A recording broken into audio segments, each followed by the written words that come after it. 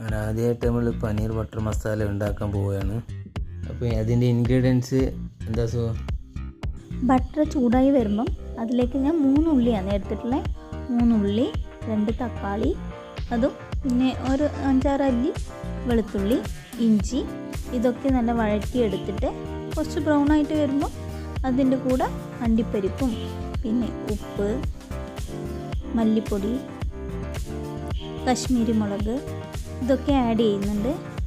ഇത് ഇളക്കിയെടുത്ത് നല്ലോണം വഴറ്റി വരുന്നിട്ടാകുമ്പോൾ അത് മിക്സിയുടെ ജാറിലേക്ക് ഇട്ട് ഇത് അരച്ചെടുക്കണം. നല്ലപോലെ അരച്ചെടുക്കും. അരച്ചെടുത്ത് കഴിഞ്ഞിട്ട് ഒരു പാനിൽ നമ്മുടെ പനീറുണ്ടല്ലോ ഇത് ബട്ടറിൽ ഒന്ന് ചൂടാക്കി എടുക്കുക. ഒരു ഗോൾഡൻ കളർ അടിക്കുമ്പോൾ ഇളക്കിയെടുത്ത് മാറ്റി വെച്ചിട്ട് നമ്മുടെ അരച്ച് വെച്ച അരവുണ്ടല്ലോ അത് നമ്മൾ ഈ പട്ട, ഗ്രാമ്പൂ ഇതൊക്കെ ആഡ് ചെയ്തിട്ട് അത് വഴറ്റി വരുമ്പോൾ ഈ അരവ് അതിലേക്ക് ഒഴിച്ച് ചൂടാക്കി എടുക്കുക. ഇനി അതിൻ്റെ കൂടെ നമ്മുടെ പനീർ മിക്സ് ചെയ്യുക. അതിൻ്റെ കൂടെ ലേശം ഞാൻ പാലാണ് മിക്സ് ചെയ്തിട്ടുള്ളത്. ഇതും കസൂരി മെത്തിയും ആഡ് ചെയ്തിട്ട് ഒരു ചെറിയ പീസ് ബട്ടർ കൂടി മിക്സ് ചെയ്യുന്നത്.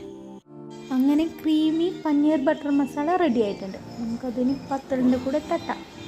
Thank you.